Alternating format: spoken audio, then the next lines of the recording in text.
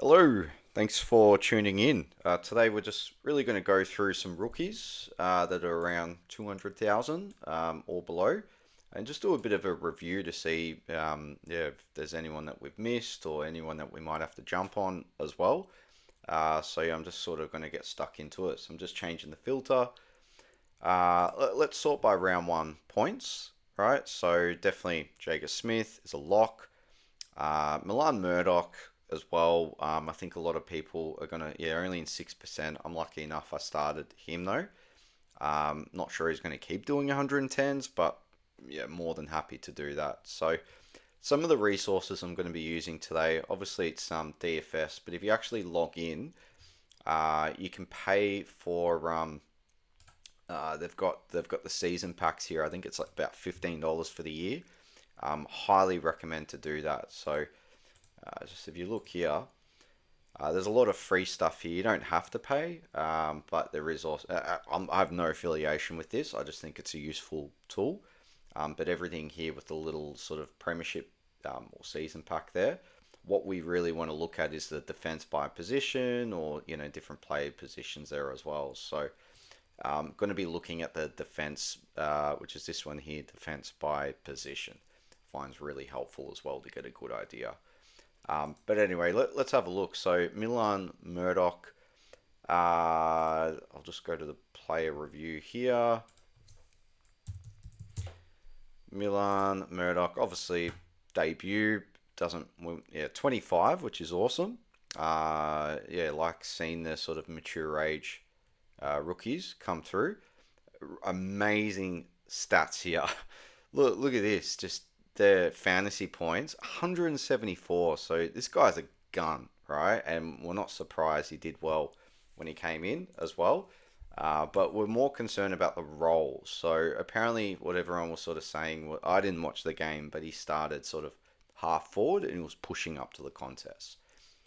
It kind of sounds like a Touk Miller role, who didn't get a lot of CBAs last year for Gold Coast. If we go back to 2025, he did get, okay. So Touk Miller did get quite a bit of CBAs, but he was still sort of pushing up to the contest as well and did really well. So hopefully we get that. I mean that's just unreal, right? And we might have to restructure our team. So he's a lock. Obviously Dev Robinson as well. Let's do a bit of a summary on him. Well, this is just Devin. Okay, Devin Robinson. Let's just have a quick look at his heat map. 24 again, mature ages. Think he's a must-have on field as well. And he was at Brisbane for quite a while. Played really well, even when he was in the reserves there as well. So yeah, he's got a pretty good record. It's just when he comes on and gets very low time on ground, that's why he was so cheap, right? Those sub-affected scores. So this is great. You got 94 in the preseason, 105. I was a bit worried with who was coming back, but yeah, he's playing in the center. I think he even got all CBAs, did he? He got 44% CBA, so there's still a bit unsure of the mix they're going to go. And we don't have, yeah, they didn't play Tim Kelly if he even makes it back. So that's going to be one to watch. But yeah, hopefully he can maintain that and still get around the ground with that heat map there as well. So yeah, he's a lock. I think most people already have him, so there's no problems there. Yeah, so those three sort of speak for themselves. Logan McDonald's interesting. I don't know how he got 101. I think he only kicked like 2 goals. So if we just have a look here, we can check the stats. Logan McDonald, obviously in a win. Yeah, he's 23. He missed a lot last year. Um, yeah, 2024. Well, he only played 2 games all 2025, right? So he's missed a lot of footy. He got a 52 in the preseason, 52 in round one, and then a 101. And he kicked 2 goals, one. So yeah, look, I'm not a big fan of key forwards, so I'm not going to rush out, even though he's probably going to, have a really is very low ownership. Yeah, minus 38 break even. He might make some cash, but probably avoid. Well, actually, he could have a really good spike game there against West Coast. But how do North go for key forwards? Well, this is where we can look at probably the last five. It's good to mix up the last five, last 10. But if we go to general forwards, where's Hawthorn here? Okay, so most general forwards, whatever the SuperCoach average is, let's say they average 75, are they minus that average or plus that average? Well, that's a general forward. What's a key forward? It's similar. So if they're averaging 75, it's saying he might only average 73, for instance. So really want to see if there's any big outliers like this for Brisbane, for instance. An 80 average key forward might only get a 60, for instance, against Brisbane. So it's a big avoid. And obviously we want to see these, big jumps on average as well. So that's how you sort of use this. Not really too helpful, but yeah, I wouldn't be rushing out to get McDonald, even though he's got the 101 in his system at the moment.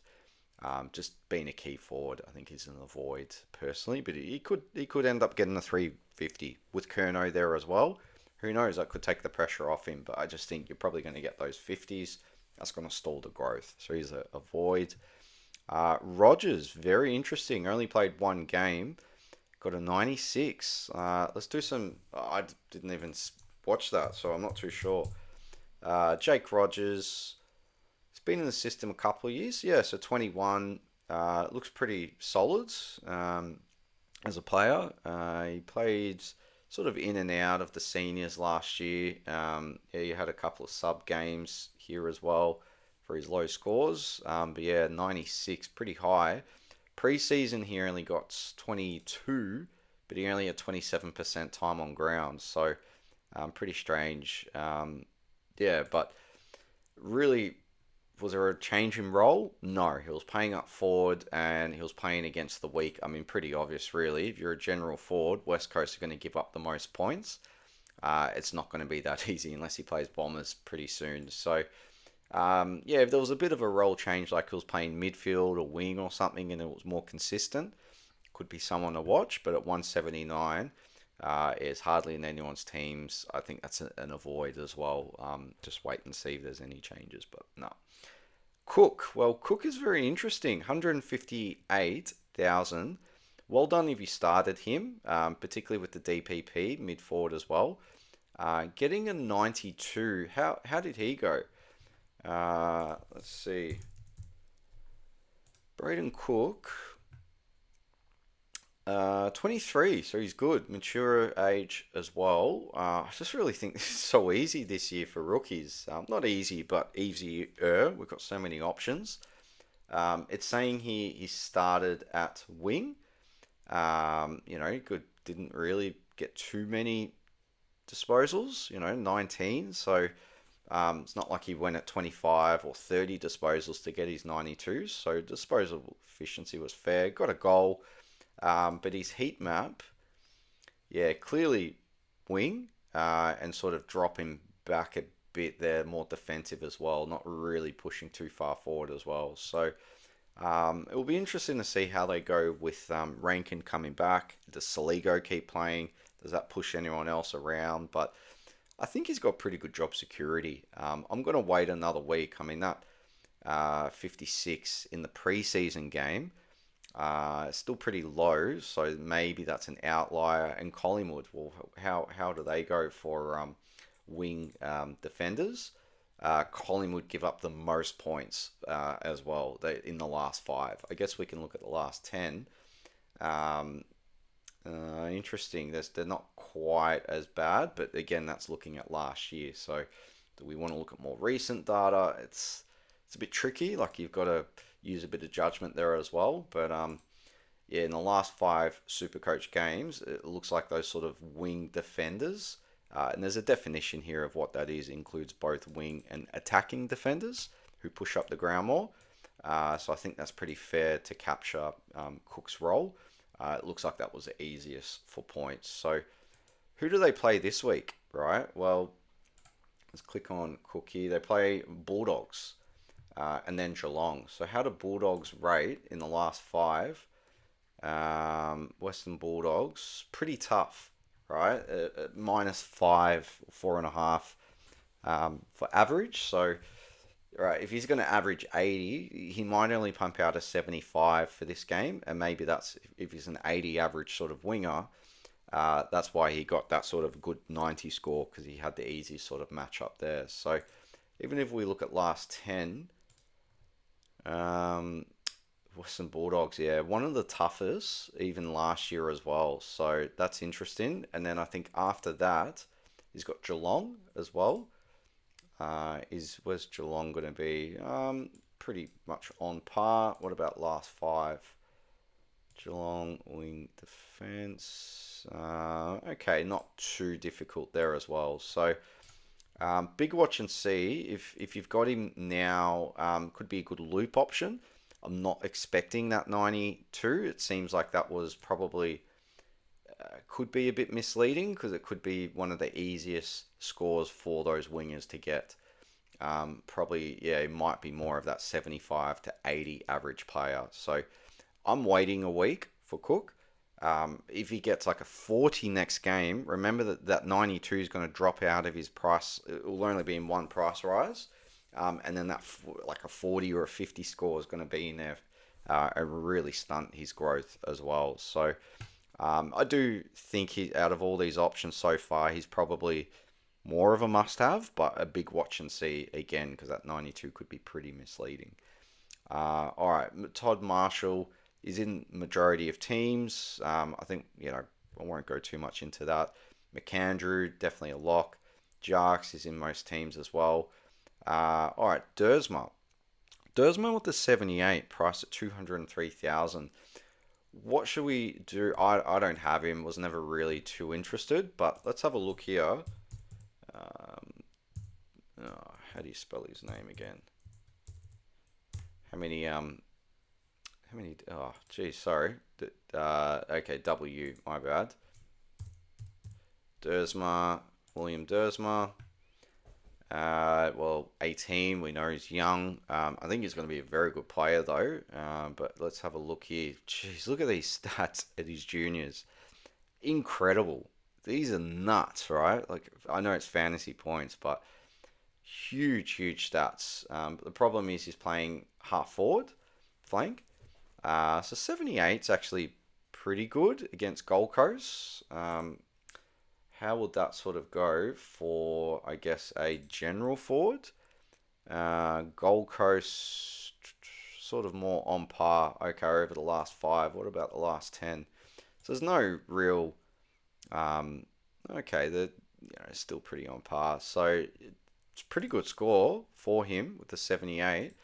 And what was that heat map like as well? High half forward, and look how far back he's running, covering the ground pretty well actually. So, interesting. If you've got Duursma, I'd be holding definitely. That's actually pretty good. But what's his run going to be? So, looking at Duursma now, they play North and then Port. So already you think that's going to be a pretty soft fixture, but using data to really double check that in the last five, let's look at the last five. I guess a general forward. So general forward is more small, medium forwards as well as half forwards, whereas your key forward, I don't, that's like your Tom Lynch sort of ones that are going to get you number one, and be quite like number one defender and be quite deep. So I think this is sort of better, and half forwards. So let's look at this here. So Port, Adelaide, pretty favourable. I thought it'd be more. Let's look at the last 10. Port Adelaide's a little bit more favourable there as well, but it doesn't look like they're going to give up too much points. And then, his next game's North, right? So let's go back here. Where's North in the last 10? They're actually not too favourable. That's interesting. Let's look at the last five. For North, wow, okay. They're actually quite restrictive. That's interesting. But still, I probably wouldn't trade. If you've got Duursma, I wouldn't be trading. I'd probably still keep just the type of player he is. Those junior numbers look really good. I might just get rid of these. I don't like having too much open. So yeah, I'd be holding him. It's a high price tag, but I wouldn't be trading him in until if he scores 100 against North. That's probably going to be against the trend, would suggest. And that will be in his price. That could make it very attractive because then it might open up for Port as well. All right, so Sharpie. Let's have a look at Sharp. He looked good for D's. I didn't watch all the game, but I did see some. Um, that's going to be very interesting. Sharp. So Harry Sharp, I think is a mature age as well. 23, which is good. Been in the system, I think, a fair bit. Played a lot at Casey, I think, as well. So yeah, he played all 2025, so no real injury concerns, just pretty low time on ground. Wow, even 51% for his 76. And he got one goal, pretty good disposals, only really one mark, so that's interesting. But yeah, we know he's going to be more of a forward. I would have thought, okay, no, he was playing wing, so I thought he would have been more forward. And yeah, it said he started off the interchange there as well. And he got a 52 in the pre-season against Richmond. How was St Kilda? Let's look at the last 5 SuperCoach for, I guess, wings. St Kilda, not actually too easy, so that's interesting. So he still did pretty well as a wing. And then if you look at the last 10, St Kilda here pretty much on par as well. So okay, he could be a very good option. He might be better than Cook, possibly. And looking at next week, this week he's playing Freo, so he's a huge pod rookie, right? Okay, how do Freo and Carlton look then? So if we look at the last 10, Carlton are probably going to be a little bit more favourable. Let's look at the last 5. Carlton still pretty favourable, and then who was the next one? Gold Coast as well. So Gold Coast, yeah, okay. Gold Coast are going to be pretty favourable as well. All right, keep an eye out for Sharp.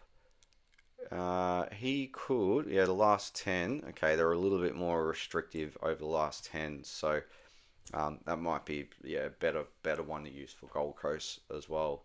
But still, keep an eye out for Sharp. 156. I think, yeah, let's see what he does this week. He could be a very good option to trade in. Well, I'm not going to go through everyone. I don't want to sort of keep it too long, but yeah, I'll have a look at Grill. I don't have Grill. I couldn't afford him because he was going to be on my bench. He wasn't going to be on field. If I bring him in, it will be to play on field, so it's going to be a bit of a restructure for the team. So I'm not sure. I'm still undecided. I'm waiting a week to see. Obviously, majority of the competition have him. If he keeps getting 65s and 73s, is he a must-have? No, I don't think so. I think someone like Sharp might actually match that with a similar role, more mature as well, hopefully more fitness. But yeah, Grill, it's one I'm scared not to own. So that kind of tells me that, yeah, you probably should bring him in, but I'm not going to rush. He's only 18. He looks very good though. He looks great with the ball. You know, well done Richmond for getting him. Pretty big numbers there in juniors as well. Yeah, he only got a 57 in the preseason and then a 73. Time on ground, pretty good. Disposable efficiency is pretty elite, right? This is very good. This is what, yeah, you got a really good player there off halfback. So, and his role, yeah, playing off halfback's going to be awesome. Even though he's competing with Short and Banks as well, who did have more disposals, but Grill's so clean. So, yeah, I'm worried as a non-owner. I'm probably going to wait a week because if he does have a pretty poor game, who's he playing? Gold Coast. How do they sort of compare for, I guess, a rebound defenders? Wing defenders, we'll say, rather than general defender. Gold Coast, a little bit restrictive. Let's look at the last five. Okay, so yeah, it varies a bit. Let's see. Yeah, if he goes big, he's going to be a must-have. And yeah, if you started him, there's no issues or concerns. I'm concerned as a non-owner. So, but yeah, okay. So Bo Allen got a 71 price at 152. This is one I'm really watching. So Bo Allen, how did he go? I think he's a bit older as well. No, he's only 20. Okay, still quite a lot of youth. Yeah, it's pretty tall actually. I think they really want to get the experience into him as well. Look, if you know more, let me know. His scores haven't been great, that's for sure. Time on ground's been really high for really low scores. So is he a good option? I'm not sure, but he started at the back pocket. Okay, not bad. So back pocket push to the wing, looks like. I didn't really watch the game too much. If anyone knows, yeah, let me know. But it's sort of saying he started more, um, yeah, back pocket there. Okay. But he also, yeah, he didn't get a lot of possessions, only 15 really, but he did get a lot of marks, and a lot of free kick against as well. So four against, and no goals. He did attend some CBAs. Apparently, he didn't do very well. I think in the first quarter, he attended those CBAs. He's kind of a watch, I guess. Bo Allen.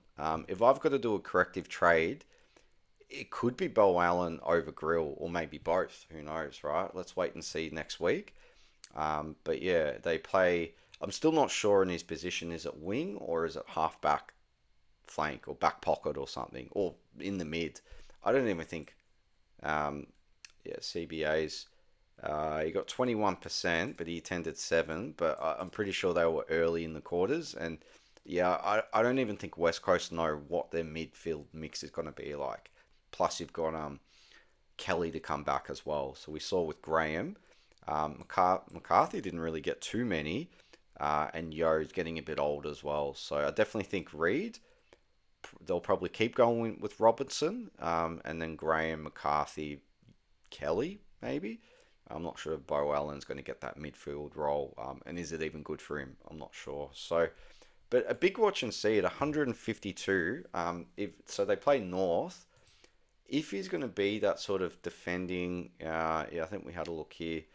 They're not too favourable, but maybe as a last 10. And then I think we saw here as well, they weren't too favourable either. Yeah, pretty much on par. All right, so let's see how he goes against North. You just think he's probably going to score pretty good against North, but he's a bit of a watch and see, a bit of a pod rookie there as well. But unfortunately, it's defence. I think we've got a lot of defence options. And then Blamise, I think most people have. Yeah, big watch and see where he sort of lines up. I think they're still missing Hardman and a few others as well. Not someone I really want to push on field just yet, but yeah, I hope he sort of stays in the team, and is a good, slow burn maybe on the bench. Just hope he gets some consistent games. Roan Steele, I know nothing about. So he's averaging 59, got a 65, seems pretty consistent. Where did he play? Not for this week, obviously. He'll be, for next week. Is he a viable option for us to bring in? 24, okay, good age. Do like the mature ages. MCG, 65, 53, not great scores. Got a goal a game, playing wing, forward pocket. Is he going to be a viable option? No, I don't really like that heat map. Pretty deep forward, low possessions. Just going to close these so I don't get too confused. How was he in round O? Pretty low possessions, but pretty deep there. Okay, was that the wing game that he had? It says wing, so you don't even really know what role he's going to play, and even in both those roles, pretty good time on ground. Yeah, he didn't really score, so nah, I'm probably going to avoid Roan Steele even next week. A really high price tag, unless you really need a mid option, a lot can change, right? And then I think, yeah, Lindsay's going to be a pretty slow burn. No issues there. Definitely going to hold him. And Carroll, I'm not going to rush to bring in. But again, if you've got him, I'd be holding. Sharp, I'm pretty worried about. He kicked two amazing goals, but only 6 disposals. Surely they can't, or they won't drop him. Surely. I think he'll grow into it. He's only 18, but he looks solid. I think once he sort of gets into it more, he should be about a 15 disposal player, even if he's playing half forward and sort of pushing up as well. But I feel like he did his job pretty well. Yeah, I wouldn't be trading him out unless he gets dropped, right? Then we've got to see. But even if he does get dropped, I'm pretty confident he's going to be back pretty soon. Look, 187, he's going to be so good for us. He'll be a premium in our teams eventually. I have no doubt about that.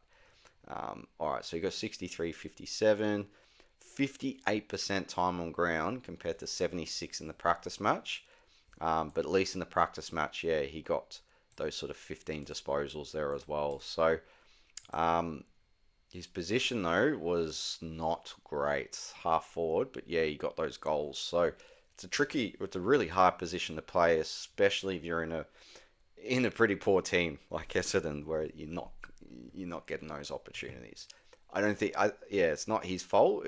More the contested clearance midfield for Essendon. It was more their fault. If anything, we probably should have put him in to try and win more clearances as well when they weren't. But it could have just been a Hawthorn thing that played really well.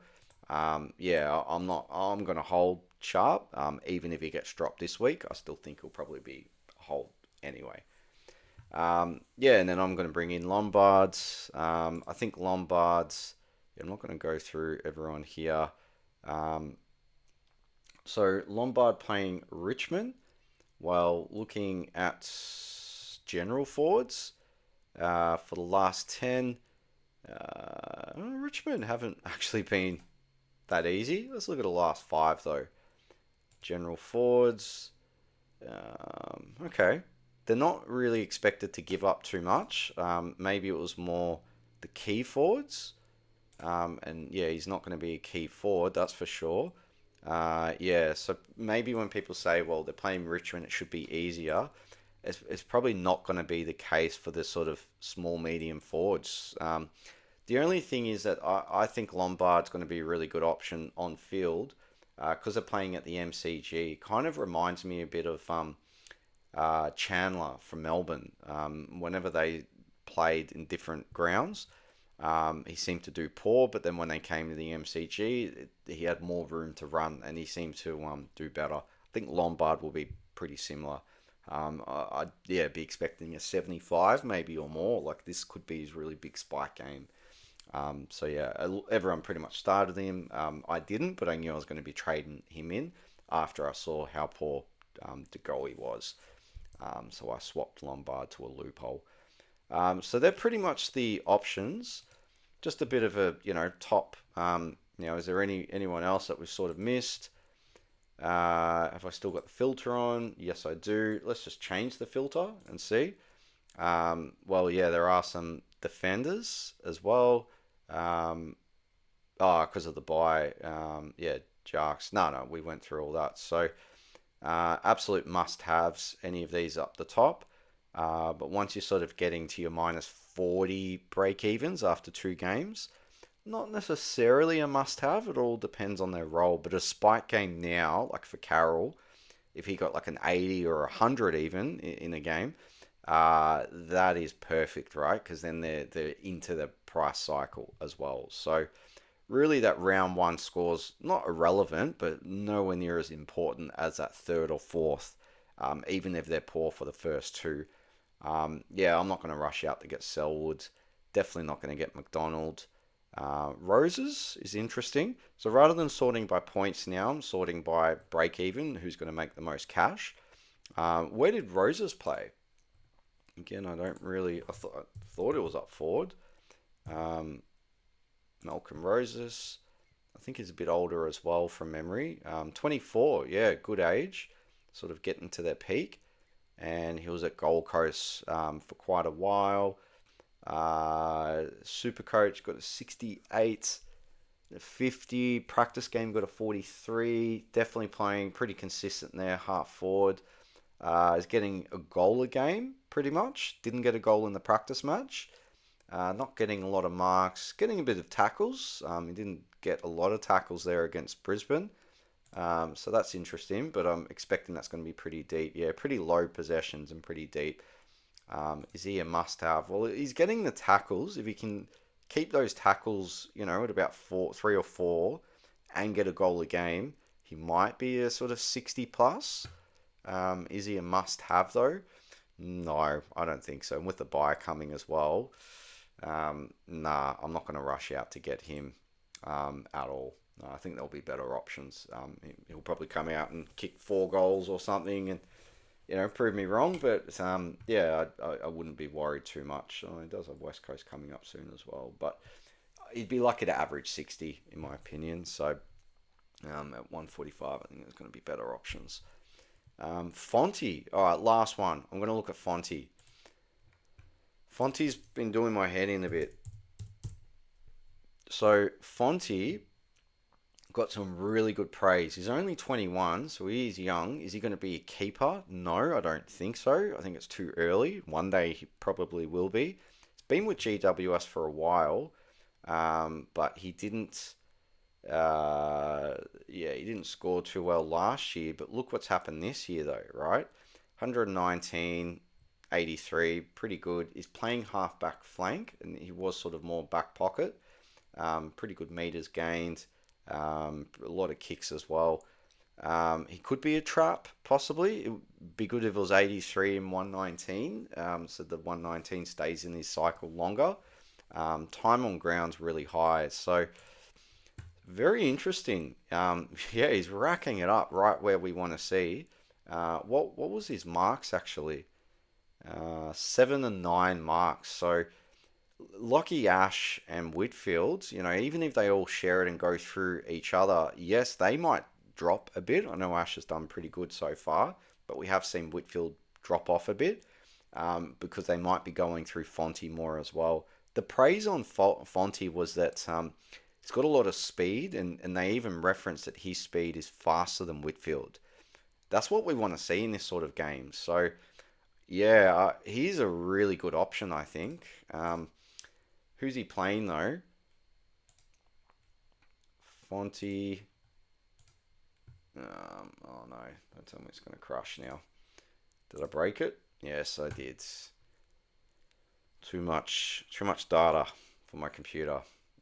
Here we go. All right, so he's playing. Oh wow, he's playing St Kilda. Let's see this then. Designated kick-ins. Did he get the kick-ins?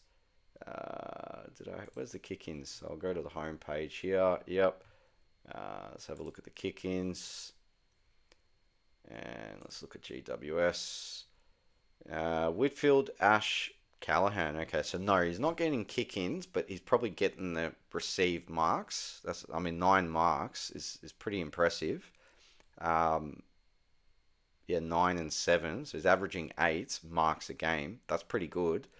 But he's not getting the kick-ins. So is it going to be... let's look at the last 5. Designated kicker. It's not necessarily... Refers to a player either takes a majority of teams' kick-ins or other preferred setup player from defensive 50. I'd probably say yes, he does fit into that. But yeah, he might also be classed as these. So let's check. But designated kickers, last 5, St Kilda, 7.5% above average, but probably not so easy. in the last, yeah, still pretty favourable as well. So, okay, looking favourable there. Last 10, St Kilda pretty much on par. Okay, not too favourable. But the last 5, I thought everyone said it was going to be very favourable. No, not really. Okay. Oh, okay. I thought the commentary was that St Kilda were really easy for defenders, but the data's not really supporting that at the moment. Maybe the last 10 for general defenders. No, no, they're not. Okay. Not sure then. I'm really not sure what to expect.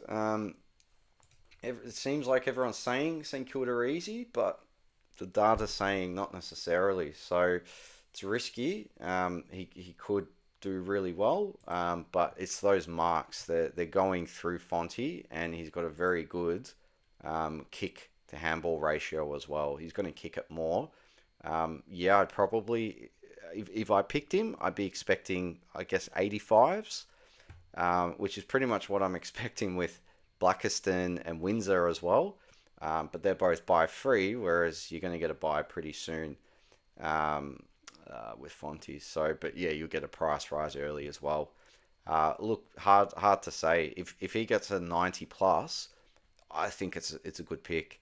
And I think the role's there for it as well, and the marks that they're going through him a lot as well. If he only gets 2 marks, then it's a dud, right? Or 4 marks. Yeah, you really want to avoid that, right? It's when he's getting a lot more. Yeah, tough one. I'm not going to do it. I'm not going to be pulling the that one. I'll go back here, but yeah, my trades really just corrective trading Jordan De Goey to Lombard at the moment.